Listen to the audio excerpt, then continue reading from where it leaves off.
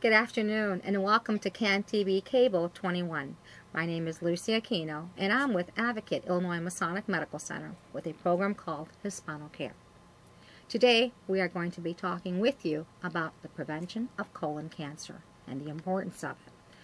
Discussing this show with me today, I'd like to welcome Dr. Andrew Albert, gastroenterologist with Advocate Illinois Masonic Medical Center. I also want our viewers to know that our lines are open. So if you have any questions, please give us a call at area code 312-738-1060. The number's at the bottom of your screen.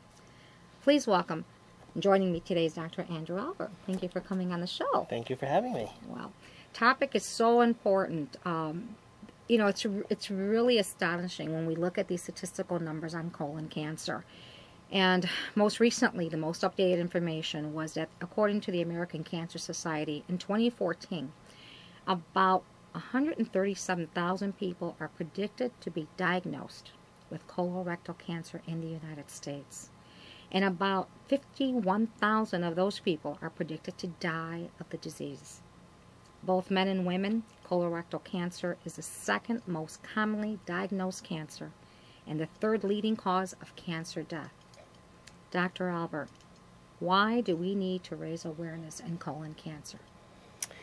Because we are losing the fight in fighting colon cancer. We are losing the battle in detecting colon cancer early enough so that we can prevent it or at least treat it early enough that people are cured.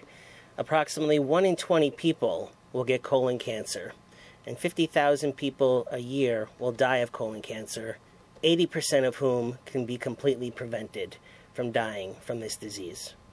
Wow. So, what is colon cancer? So colon cancer is a disease where one develops a growth in the colon. And what happens is this growth, which is a few millimeters in size, grows even bigger and bigger and bigger over time. And what happens is then this growth converts from a growth to an actual cancer. And this takes many years to happen. Ideally, you would identify this growth or find this growth earlier in the process and remove it. So colon cancer is the disease process when this growth actually continues to grow without being removed and ultimately becomes a cancer, spreading to other parts of the body, including the liver and the lung. And unfortunately, once that happens, it gets to be too late and the chance of cure is almost zero. Wow. Doctor, you know, you did bring with you some information I'd like to share with our viewers. I think it's very important for them to see this. Sure. Here you go. And this is one of those things that you would like to review. So this is an actual colon here. This is me making my way through the anus and up to the rectum. The sigmoid colon, left colon, transverse colon, ascending colon, and cecum. This is the entire colon, which is located in the abdomen, is noted over here. Other organs like liver and stomach are outside. But we focus on the large intestine because this is where actual growths happen. This is where we do colonoscopy, which we'll get to shortly. Wow. So as we're reviewing this, one of the things that you also you mentioned was the polyp that's there, but we're going to review that as well. Doctor, what are some of the symptoms of colon cancer? Are there symptoms for colon cancer? So unfortunately, there are no typical signs or symptoms of colon cancer. Some people may have bleeding. Some people may have weight loss. Some people may have abdominal distension or feeling of fullness. Some people may have constipation. Some people may lose weight. Unfortunately, although some people or many people come in with rectal bleeding, I would say most people, when they present with colon cancer, don't have an obvious symptom, and that oftentimes colon cancer is found incidentally after a patient goes for a colonoscopy as referred by their doctor. Now, I've heard too that, and I don't know, there's also, there have been change in bowel movements, as you mentioned, but also I've heard that if the stool is pencil-like, thin-like, that could be an indication as well. So that is true. A change in stool caliber can indicate something is wrong, including pencil-thin stools. That, though, usually applies to colon cancers that are in the left side of your colon, which is near the end of your colon by your rectum. So when you have pencil-thin stools, that suggests that there is a growth in the left side of your colon. The other parts of the colon have different symptoms, but that is an alarming concern and certainly should be brought up to your doctor if you find that you have stools that change a particular shape or caliber, like pencil-thin stools. I have also heard that, and I've actually heard this among some of our attendees to some of our programs. Oh, it's just hemorrhoids, don't worry about it. So ironically, that's a great point, because I feel very strongly about that. I see many patients who come in who say, oh, it's just a hemorrhoid and I treated it. But if you are 40 or older, or in general, really, have what you feel is a hemorrhoid, let us be the ones to help you make that diagnosis. Certainly, hemorrhoids are common and they happen, but I cannot tell you how many times I have had a patient come in after a year or 2 years of having bleeding thinking it's just a hemorrhoid, when in reality, it's not. So now that much time has gone by, which is actually not a good thing. Right. So why is colon cancer important then? Colon cancer is important to you because 1 in 20 people get colon cancer, and 50,000 people a year die of colon cancer. About 80% of those cases are preventable, and so that's why it's important. I will also say that only 50 to 60% of people are getting a colonoscopy, which leaves almost 40 people, 60% of people get a colonoscopy, 40% don't. That's a large number of people, and that has incredible potential to increase the numbers for people to get screened. It's important to me because I'm the one that has to find the cancer and then tell someone who is later in their age, when they're looking at me, anticipating that everything is just going to be okay, that they're not okay. And that's devastating for physicians. We take that home with us. We think about that in terms of how we can prevent this from happening. And I remember one week last year, 3 lovely ladies came in on a Monday, did their prep, came in for a colonoscopy, and all 3 of them had colon cancer. Wow. One was 63, one was 62, and one was 60. And the screening age was 50. And I wanted to say, if only you came in sooner, if only you came to see us and let us talk to you about why it's important to have a colonoscopy, we wouldn't have had to have that conversation. Right. So that's why it's important to me, is because I feel that we need to get the word out to all of you that a colonoscopy saves lives. And that's very alarming because statistically you're looking at 3 out of 3. Right. You know, that's a huge number. Right.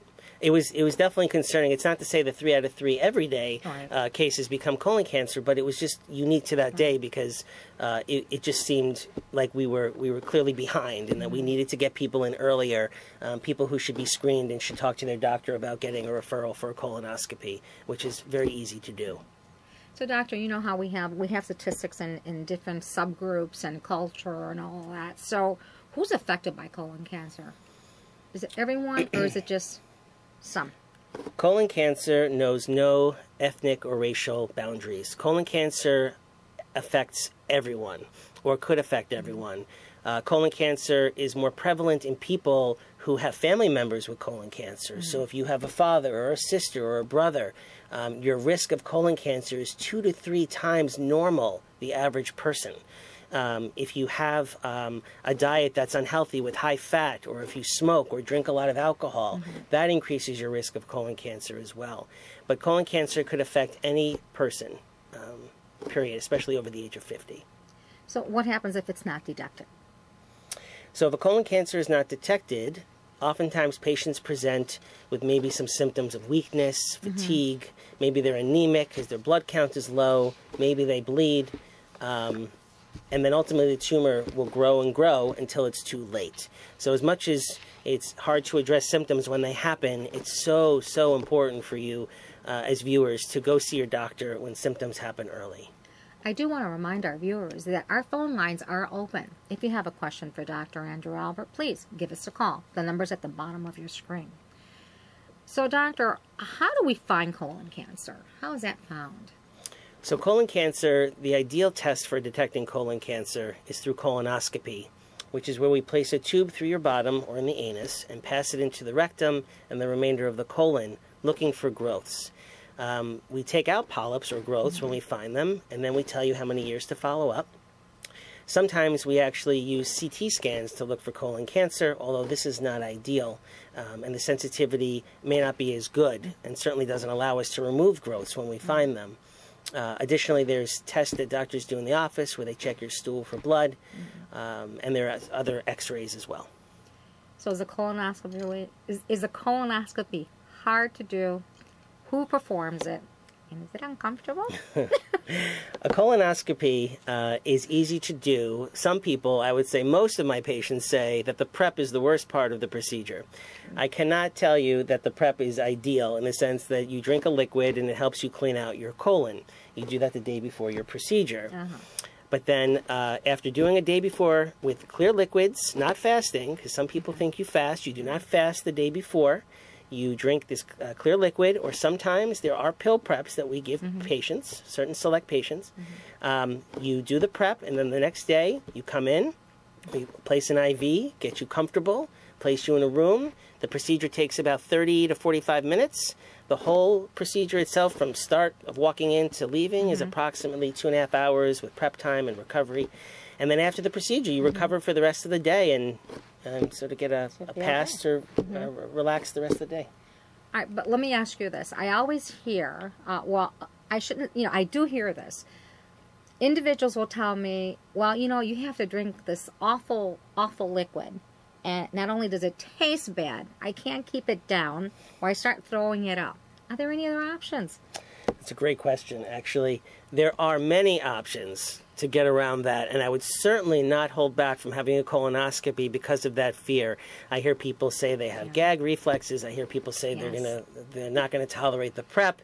I could assure you as gastroenterologist that we could certainly find a way to help you prep in the safest, most efficient manner if you find that you cannot tolerate the typical everyday preparations that we offer.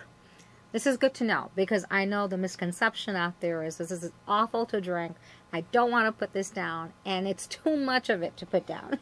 There, in some cases, is a lot. It really depends on a lot of factors, but there are preps that allow you to tolerate the actual cleanse much better. So again, certainly reach out to us if that's a barrier to getting the procedure. That is wonderful.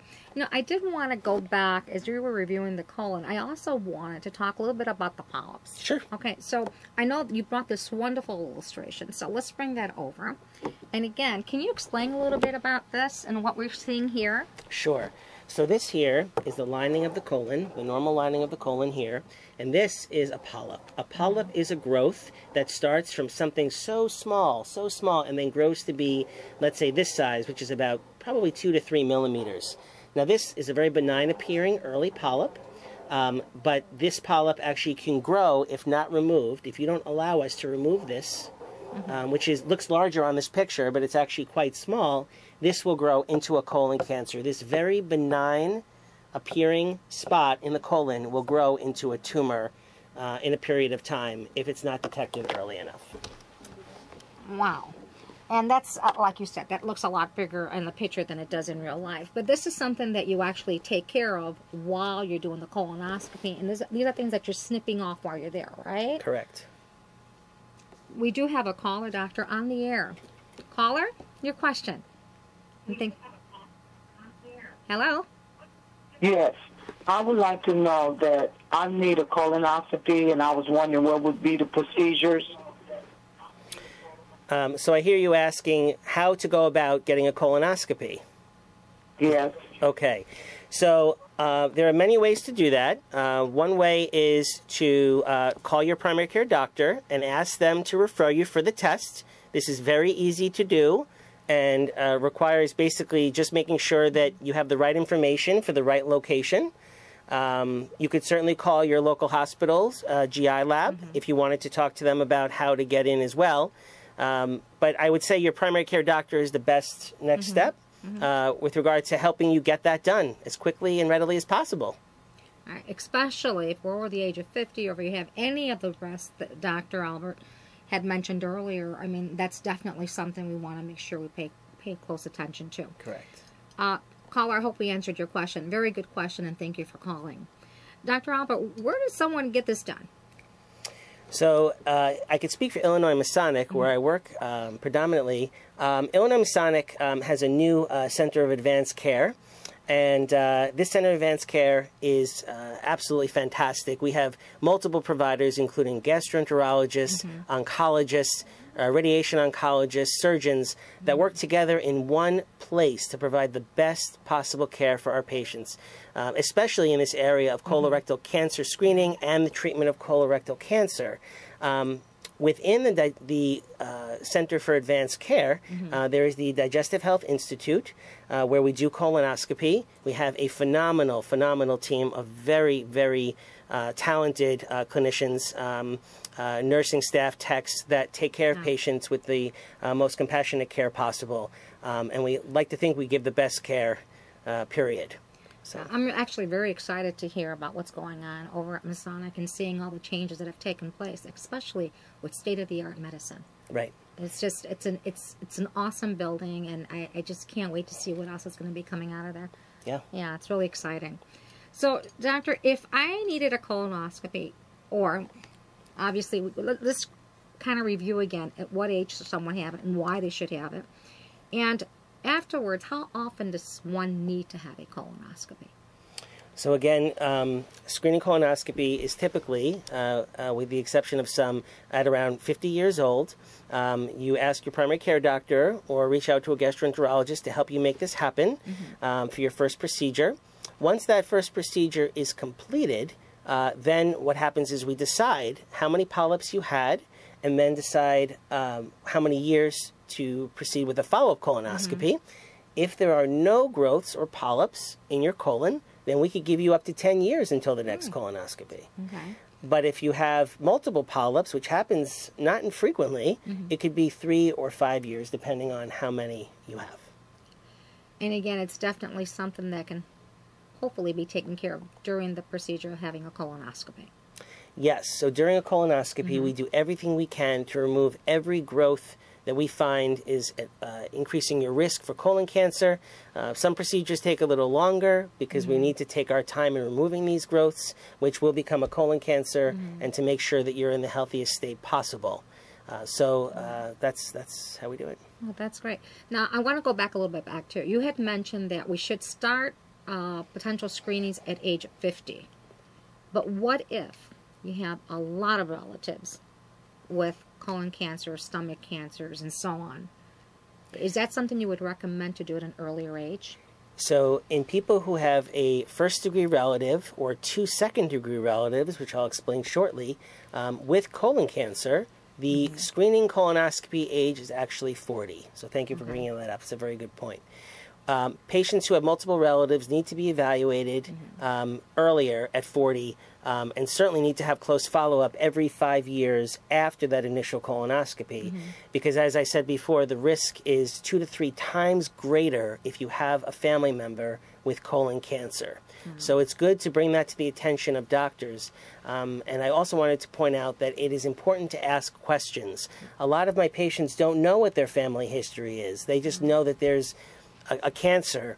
It's really, really important to identify mothers, fathers, brothers, sisters, anyone who's had a gastric cancer, colon cancer, breast cancer, because these are sometimes seen in syndromes and sometimes need to be evaluated earlier. So I strongly urge viewers to look into their family history and say to their doctor, hey, I've noticed that I have 4 relatives with different gastrointestinal cancers or cancers in general. Is this a concern? And let us help you figure out the timing of your colonoscopy. Oh, absolutely, absolutely.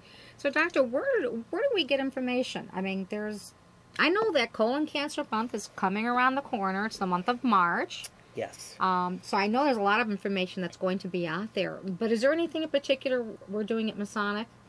So on March 28th at 9 o'clock in the morning, we are having a Colon Cancer Awareness Month event with a light continental breakfast and speakers and a life-size or larger colon to show people what polyps look like and basically educate the community on what they can do to prevent colon cancer, information about what colon cancer is, and discuss at full detail all the details surrounding colon cancer, and everyone is welcome.